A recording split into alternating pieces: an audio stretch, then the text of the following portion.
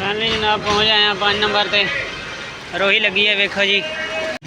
اے جی اج سانوں نا گھر جاون دا انکشاف ہویا ہے اسی کیا چلیے اسی بھی گھر جائیے لیکن آدھے لاری اڈے دے حالات نے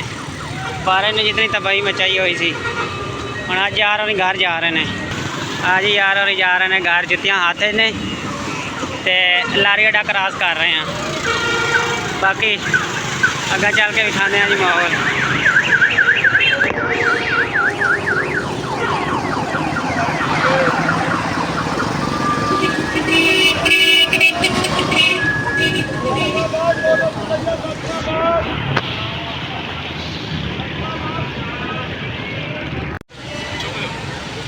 دیکھو جی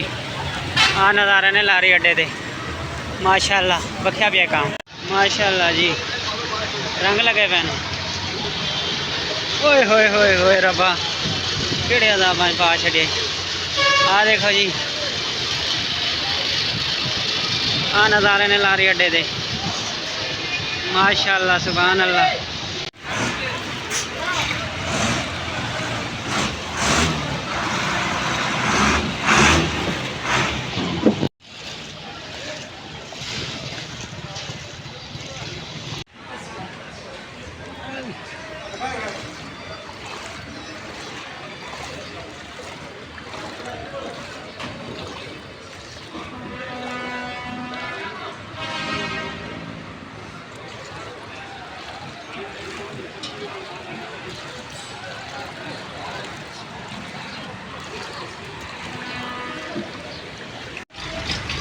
فائنلی جناب پہنچ آئے ہیں 5 نمبر تے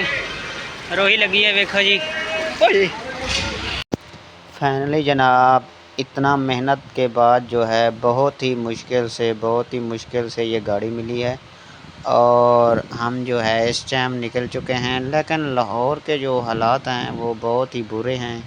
آپ نے دیکھ تو لیا ہوگا کہ کس طرح جو ہے حالات بہت ہی برے ہیں اور ٹرانسپورٹ جو ہے وہ پھنسی ہوئی ہے نکل ہی نہیں رہی اور جانے کا نام ہی نہیں لے رہے تو امید ہے کہ آپ کو